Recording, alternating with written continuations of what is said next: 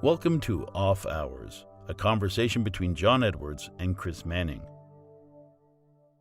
Oh, John, we've spoken a few times now about some books that we've recommended and things that we'd like to talk about, but most recently we both read The Perfectionists, and we thought this might be a good book to start out the Off Hours book club with. This was something that you had recommended to me. How did you come about this book originally? Oh, I don't recall how I came about it. I believe I read an article that was an excerpt from the book shortly before the book was actually released. And your memory on all of this book is going to be much fresher than mine because it's been a couple months now since I last read it, and I've read a number of books in the interim, so I'll be a little foggy on some notes, but I'll do my best to keep up with you.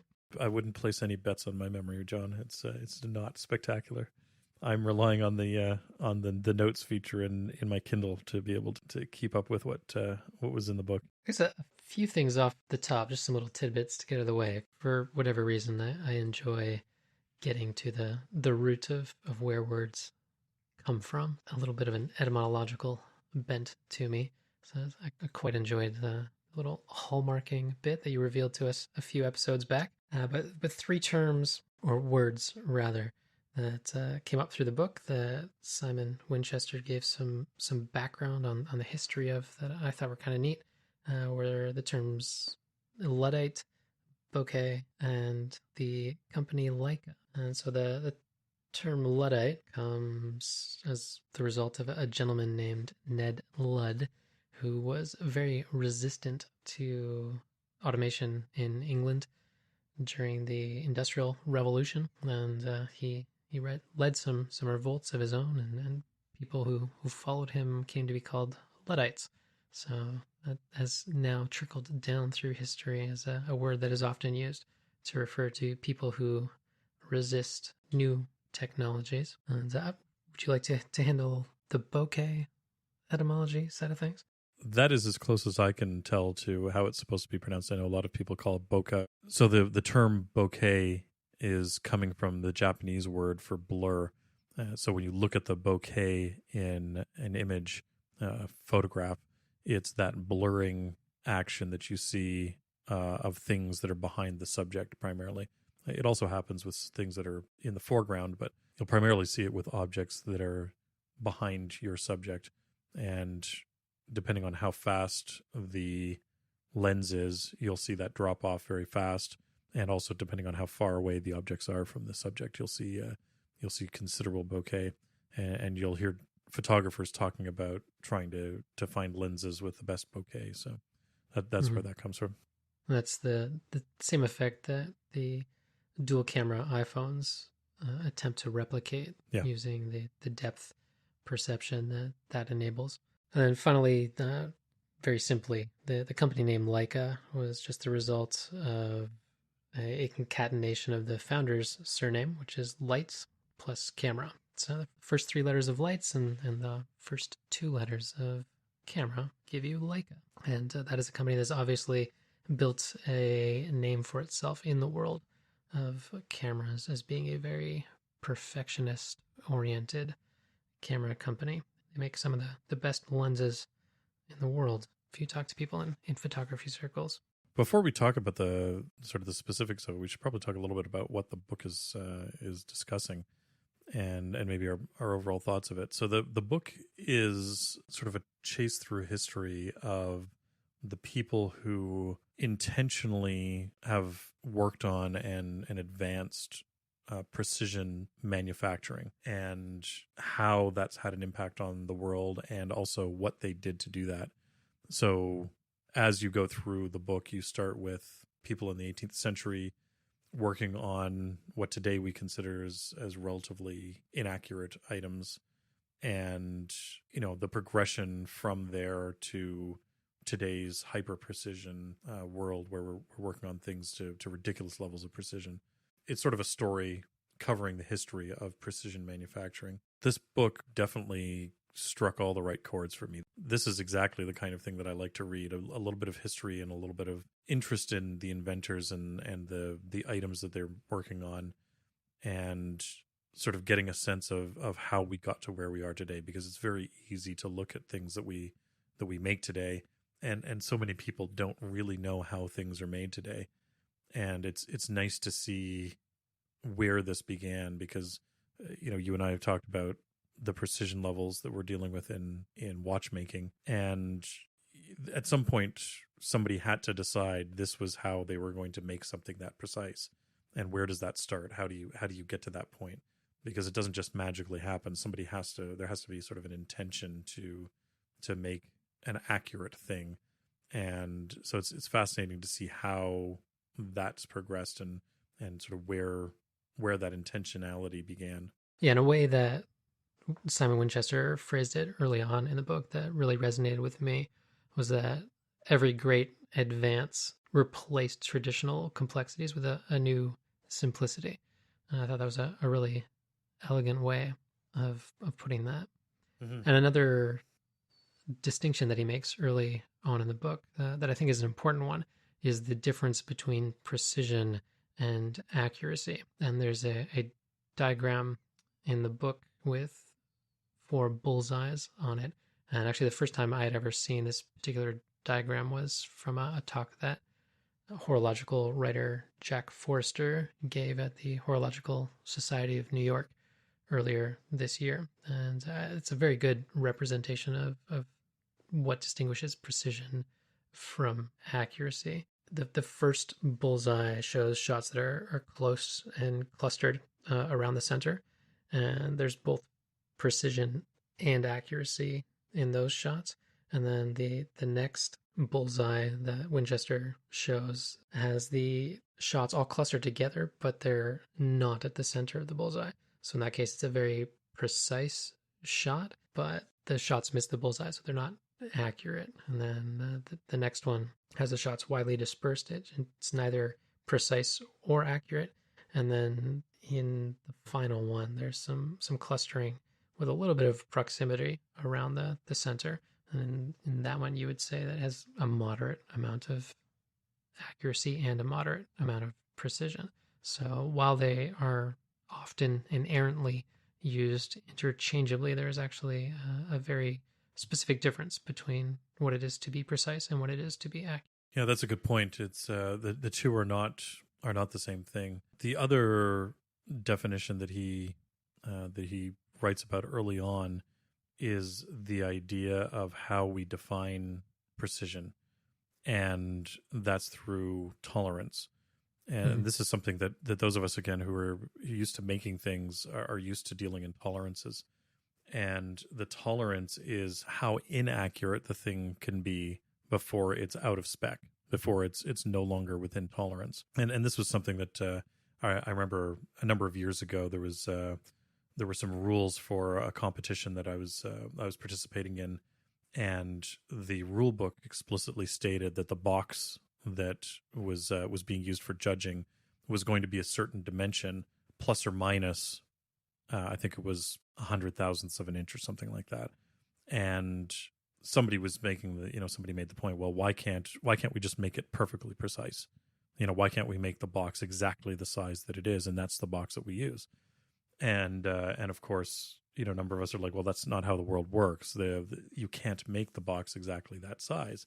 And he's like, well, I don't believe that. He's like, I can make I can find a ruler and I can make the box so it's exactly that size. And so somebody who's a tool and die maker sort of jumped in and he said, look, you can make it, make a box as accurately as you think it is, and I will find a more precise measuring tool that will show you how inaccurate your box actually is.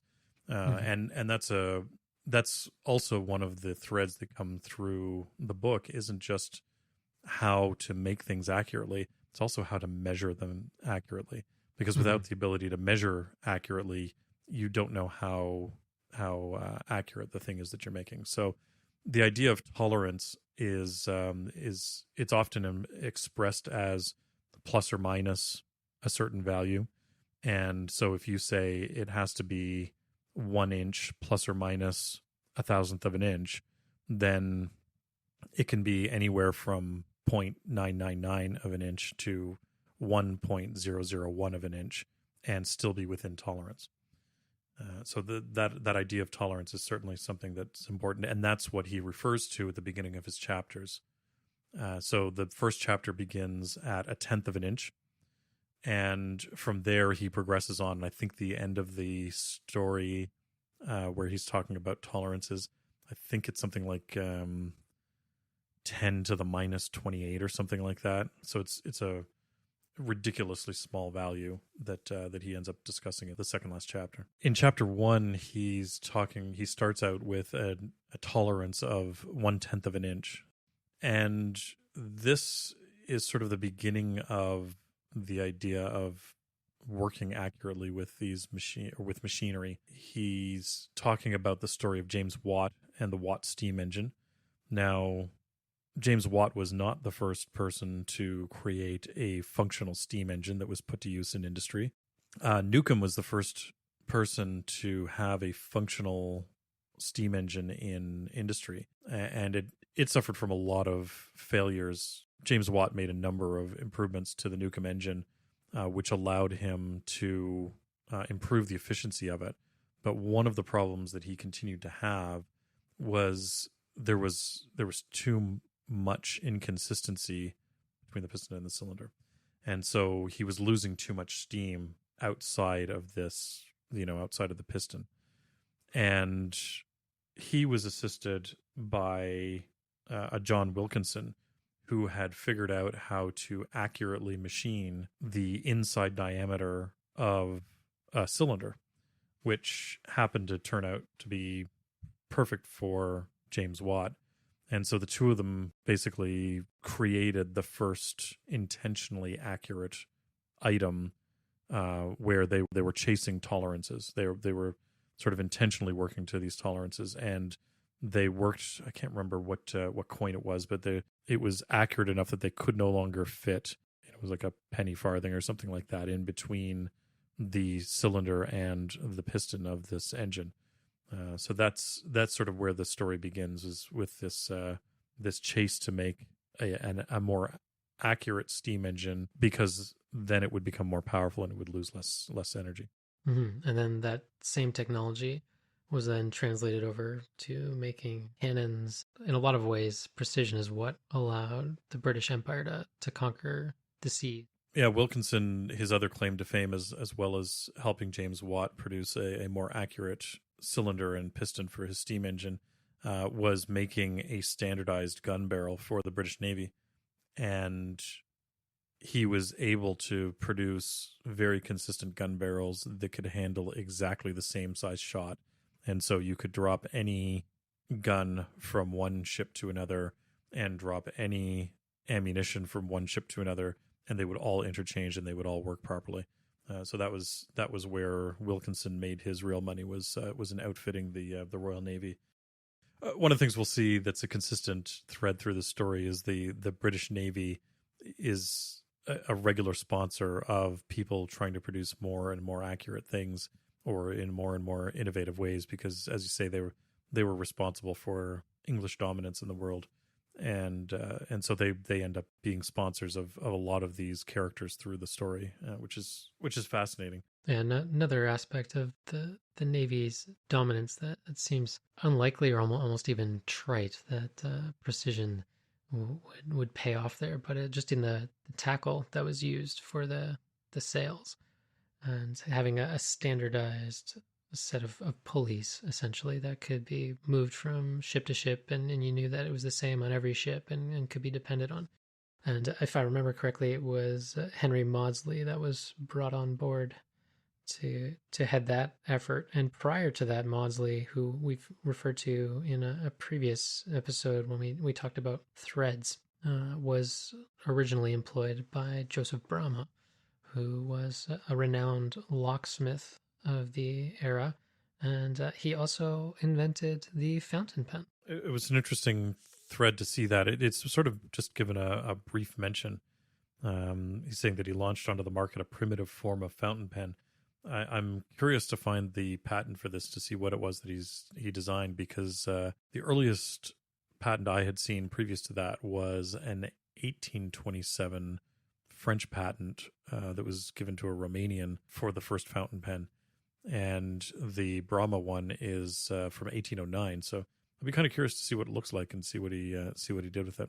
Oh, maybe you might be able to dig that up on a future trip across the pond. Well, to see. I'm not sure where that's hiding. But Brahma was obviously an important character. He was an important inventor. It's funny because all of the stories, all the articles I've read about him talk about him being a lockmaker, but one of his inventions, and this has been far more useful than I think a lot of the things that he produced as a lock, is he invented the hydraulic press.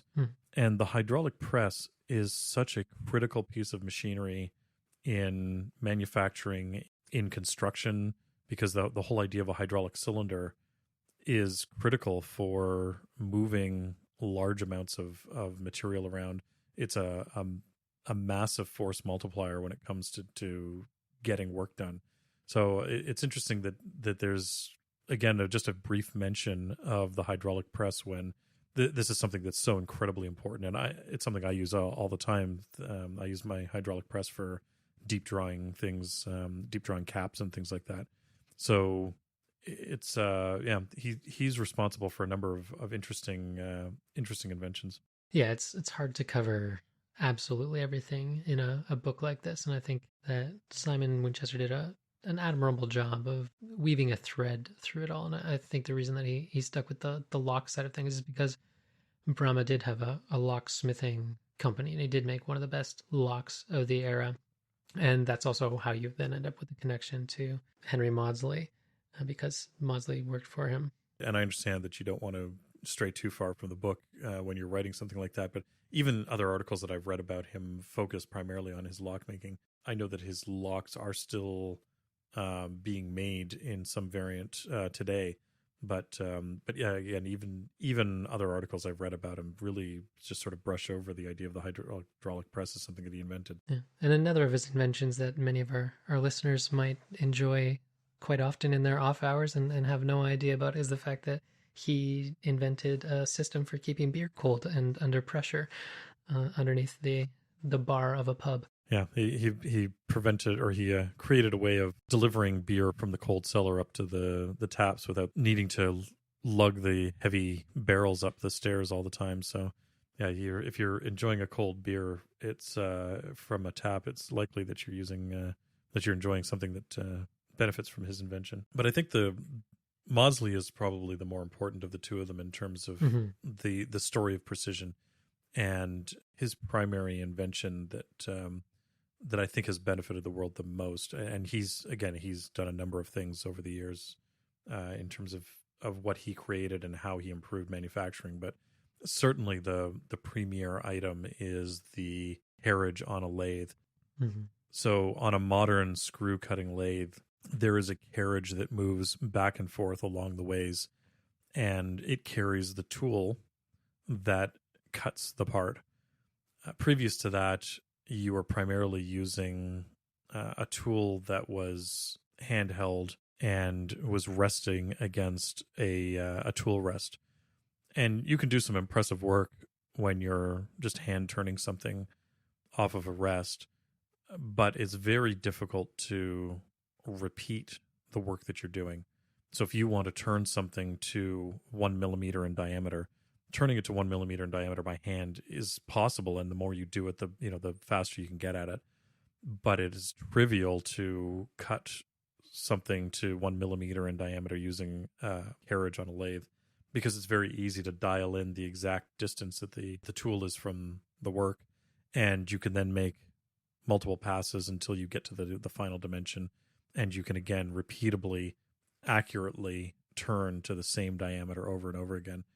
So this idea of putting a slide on a lathe and driving it from the screw is extremely important, and it's sort of fundamental to most of our modern manufacturing. Yeah, and we've discussed a lot about lathes, and we have focused quite a bit on that as a machine in the shop. And I think one of the reasons that we focus on that, and it's something that people don't necessarily appreciate when it comes to manufacturing, is that the lathe is really the foundational tool of the Industrial Revolution. In fact, in the book, he refers to it as the mother tool of the industrial age. The lathe is the only tool that can build itself. Mm-hmm. You can build every component of a lathe on the lathe. It doesn't matter whether you're talking about a mill or a shaper or something like that. It's impossible to create a machine of equivalent or greater accuracy on itself unless you're dealing with a lathe.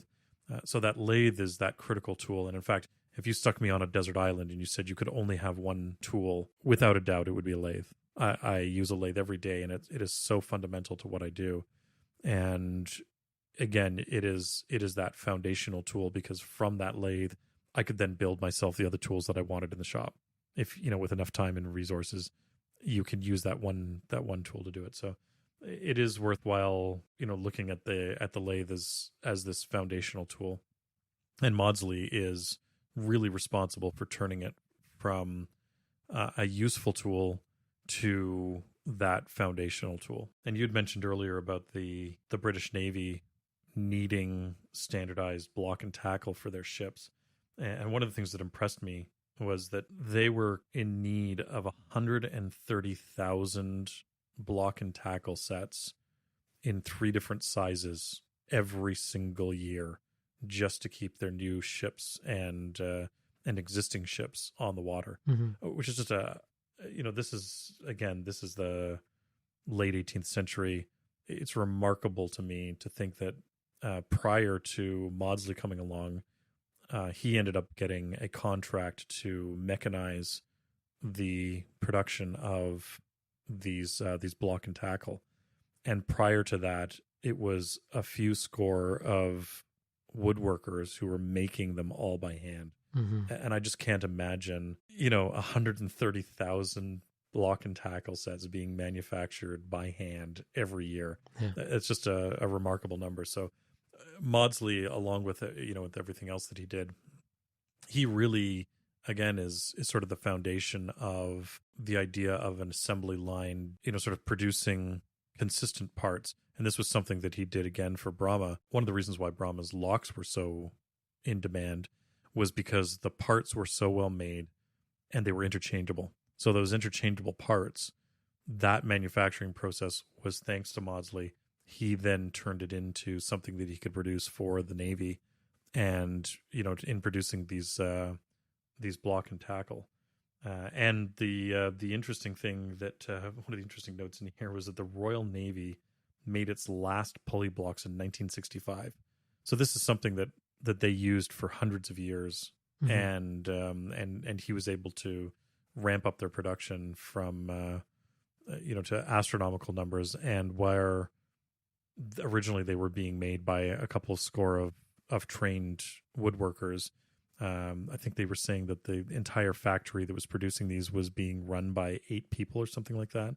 It was some ridiculously small number of people were manufacturing these hundreds of thousands of block and tackles. Yeah, and from one perspective, it's unfortunate that all those people were suddenly put out of work because of this innovation.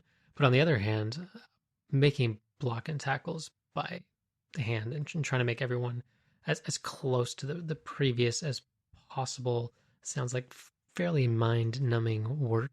And I would imagine that there's some degree of liberation in not having a human be that hands-on in doing that work, and liberating them to pursue more fulfilling and creative, perhaps meaningful work. Yeah, it's certainly a two-edged sword. Yeah, you certainly have the immediate aftermath of being fired from your job for, being replaced by a machine would be devastating. But again, as you say, these men have incredible skills. So, this leads to the Luddites as well. Now they were fighting against the mechanization of the textile industry, but it's the same idea. It's the same. It's happening at the exact same time, and this is the movement that eventually ends up leading into the arts and crafts movement, where the demand for handmade items becomes prevalent, and it's this pushback against the Industrial Revolution, and also a use for these skilled laborers, these people who had the ability to make these things by hand, but instead of mass producing things, they're now producing smaller quantities of handmade items that people are appreciating, and they're paying more money for. So yeah, it's a difficult situation whenever you're in an industry that gets replaced by something new. But unfortunately, it's just the way of the world, and it's going to happen eventually. This particular period and time also marks the dawn of precision measuring instruments. So what can you tell me about the Lord Chancellor? Yeah, the other notable invention from Maudsley is the first micrometer. And so, of course, as I alluded to earlier, when you start working on more and more accurate things, that accuracy is only useful if you can measure it. And he was starting to work to tolerances of 1/10,000th of an inch, so a tenth of a thousandth of an inch. And to give you some context for that, the average paper that you put into a laser printer is going to be about 3/1000ths of an inch thick. And he was working to tolerances that were at a tenth of a thousandth of an inch. So 30 times smaller than the sort of the average thickness of a piece of paper. And of course, working to those tolerances, the thing you have to be able to do is measure it. And when you start working on something that's a 10,000th of an inch, you can't easily see that by eye. You can't look at two items that are a 10,000th of an inch apart in size and say that one is larger than this one. And so the Lord Chancellor was the first micrometer, and it was the sort of the last word in the shop on whether an item had actually been made to specifications or not. So they were doing, again, this is early quality control, early quality assurance, and they were using this micrometer as a way of measuring. And again, part of the story not only is talking about the people who are making things more accurately, but also the people who are making the measuring devices. So yeah, the micrometer, the Lord Chancellor, this was the first instance of a sort of precision measuring device, well below what the human eye can easily distinguish. Mm-hmm. One of the fun stories that was in here that ties in a little bit to my shop is the story of Rolls-Royce and their origins. And in the book, he's comparing them to Henry Ford, who I guess Rolls-Royce and Ford are founded within a year of each other, but they took a very different approach to how they manufactured things. And in the case of Rolls-Royce, they were producing things that were extremely accurate, but they were producing each item as a bespoke item. So when you built the engine for the car, that engine was built for itself. It was unique. You could not take the parts from that engine and put it into another Rolls-Royce engine. They weren't interchangeable like that. And I know that in the 40s, the lathe of choice that Rolls-Royce had on their factory floor was the Cromwell lathe, and I happen to have one of those right now. That's what I'm using to make my current watch on. And it was an extremely precise lathe. And again, this was competing against some of the precision tool room lathes that were being made in America. And it wasn't made for very many years because the company that was producing them, they were producing them to a standard that was extremely high, and the cost was astronomical, and only companies like Rolls-Royce could really afford it. In fact, I've seen some of the original adverts for the lathe, and you could buy a house in London for less money than you could buy one of these lathes. So you can imagine they weren't flying out the door. And I think they only manufactured them from sort of 1948 to 1952. But yeah, that was it was nice to see that the story of Rolls-Royce being told in the book. Mm-hmm. Yeah, there are a lot of things that Rolls-Royce has its hands in that you can buy a house for much less money than to acquire.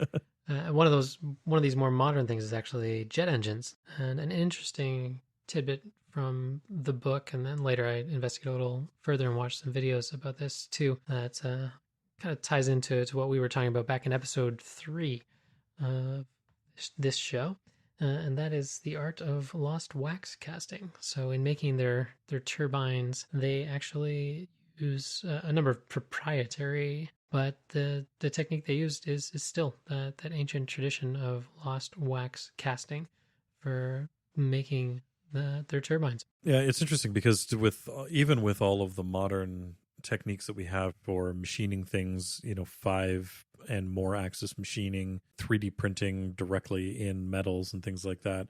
At the end of the day, the technology of lost wax casting, it's still such a powerful technique, and again, you're able to produce items that just are there's no other way to produce them through lost wax casting. Yeah, and as amazing as 3D printing technology is becoming, and they are using that in some aspects of their work, it can't touch the level of precision that they need for making these blades, because what they're actually doing with the lost wax casting technique is lacing every single blade in the turbine with microscopic holes that air is channeled through to keep the metal cool and to prevent it from melting. Basically, you get this tiny layer of air that coats the blades as they're spinning in the turbine. And if it weren't for that microscopic amount of air flowing over those blades, they would completely melt down. And it's just critical that you have a proper airflow going through all that. And that's not something you could achieve with 3D printing at this point in time. Yeah, the story about the jet engines and how they came to develop that technology was really fun to read, and it's fascinating to think that those turbines are operating in an environment which is hotter than the metal itself is supposed to stay solid at. You know, they're thousands of degrees, and it's, I think it's like 500 or 600 degrees hotter than the liquid temperature of the liquidus point of the metals that they're using. So it's amazing that they're able to get these metals operating in such an extreme environment, and that, as you say, that ability to cast those channels into the part to allow the airflow to then protect the blade was pretty interesting. Another tidbit that was not in the book that I just learned about recently, I think Rolls-Royce actually just announced it in the last few weeks, but their R&D division is actually developing collaborative swarm robots that will go in and examine the jet engines from the inside without having to dismantle them, just to make sure that everything is operating as it should. So these tiny little robots that are not much bigger than about a centimeter, if I remember right, will crawl all throughout the systems of the turbine and feed high resolution imagery back to the technicians, and they can pick up on any sort of errors or things that are going on there, which is, as the book makes quite clear, very critical, because a very small error that was made in a particular Rolls-Royce engine was responsible or found to be responsible for a particular aircraft crash a number of years ago. Yeah, that was an Airbus A380 that came down. In fact, that incident, fortunately, it wasn't really I guess it was a crash landing. Everybody survived, fortunately, but it did ground the A380 fleets worldwide for a number of months while they tried to determine what exactly had caused the failure, because it was still a relatively early on in the service life of those A380s, so it wasn't something that they should have been able to see that early on. You know, there's so many great stories in this book, and it really is worthwhile reading this just to go through and read about how he's making connections between the different levels of precision and the different industries that are using them, using new tools and new techniques and whatnot. But I think the one that relates most to us and above and beyond the ones we've already discussed was Chapter 8, where he's talking about time and accurately positioning yourself on the planet. Because at this point, he starts talking about the GPS system, which, of course, is the replacement for the longitude problem of John Harrison. And whereas Harrison was able to solve the problem through accurate clocks that were being carried on the ships, eventually GPS comes along, and again, using accurate clocks, although many, many orders of magnitude more accurate than Harrison's, they're able to then beam information to all parts of the world to give accurate time and placement on the planet. So the stories about how GPS was created and the levels of precision that it's able to work towards is just amazing. Yeah, that part of the book, so much of the book being based in England, definitely brought some memories back for me of being at Herstal Zoo in the observatory there, because one of their telescopes with a laser rangefinder on it is responsible for making sure that these positioning systems floating around in the sky above us are keeping accurate time. Because if they're not synchronized correctly, then your coordinates that your receiving device would be calculating for you can be off significantly, and in certain circumstances, it can make the difference between life and death for you, particularly when you're out on the ocean. Yeah. Yeah, and it's fun to see how they're dealing with some of the problems of when you're starting to deal with these levels of accuracy and the distances that are involved. They start dealing with problems related to relativity, because time changes as you move closer or farther away from a massive gravitational field. And so these satellites are out far enough from the Earth that they have to compensate for relativity in the timekeeping that they're doing. So it was neat to see the way that they're dealing with that, and just that they're at that level of accuracy when it comes to dealing with this timekeeping. Another facet of time that he touches on in the book is the House of Exquisite Craftsmanship on the other side of the planet, on another island much, much farther away from England, and that is in Japan. And he delves into the history and backstory of Seiko, which in Japanese means exquisite workmanship. And I found that an interesting story to weave through. There were a couple tidbits in there that I wasn't aware of about Seiko's history, most significantly being the Kanto earthquake in around 1923 that wiped out much of what the company was up to and had built to that point in time. The founder replaced 1,500 or so Seiko timepieces that were in for service at the time that just got devastated during that earthquake. Yeah, the story about Seiko was great, and if you're a watch fan, then it's worth reading, just for, again, the topics on GPS and the atomic timekeeping that they're doing, as well as the story of Seiko. It was interesting to see what they were doing, and how early on he was able to create a sort of a mass produced accurate timepiece, and they really did have embraced a lot of the advanced manufacturing that's allowed them to continue creating incredible timepieces, and at quite a volume as well, because they are producing everything in house for themselves, and they're producing it at quite a scale. Mm-hmm. Yeah, Seiko continues to impress me today. Just the breadth of what they're able to achieve in their products. I mean, you can pick a Seiko up for $10, or you can pick a Seiko up for $100,000, and the qualities of each of those timepieces at either end of the scale is really remarkable. Just the precision of timekeeping that you can get from a lesser expensive quartz timepiece all the way up to the exquisite craftsmanship that you find in the Grand Seiko line, that in many ways is on par with what you would get from the finest independent Swiss watchmakers in terms of the level of fit and finish and quality. And for a long time, Grand Seiko was sort of Japan's best kept secret in horology. They weren't available anywhere else in the world. You had to go to Japan to acquire a Grand Seiko piece. But in more recent years, they branched out a bit, and you can now acquire them elsewhere on the planet than just in Japan. Although a lot of the models are still only available in Japan. Mm-hmm. Yeah, so-called JDM models, Japanese domestic market. We've only touched briefly on a lot of the things that are discussed in this book, and it really is worthwhile going through. It's a great book to read, and despite what it might sound like, it is really not dry. The stories are fascinating and engaging. His writing style is excellent. He doesn't focus too much on the minutia of any one thing, and it is. I think it's interesting for anyone who's curious about the world and curious about what's going on in the world. So I highly recommend reading this book. It's probably it's been my favorite read of the year, I think.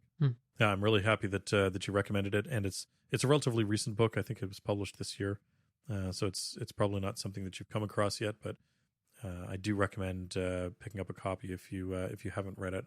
And I think you, I read the Kindle version, and I think you said that the audiobook version of it was excellent as well, right? Yeah, the audiobook version was great. I did both the audiobook and the physical copy in tandem, just because I find it productive to be able to listen to a book while I'm working away at the bench. Yeah, so it's an excellent book, worthwhile reading. We've got a link to the book in the show notes, so if you're interested in picking it up, I highly recommend that. Anyway, thank you for listening, everybody. We will see you again in 2 weeks. The show notes for this episode will be up at offhours.show/EP23.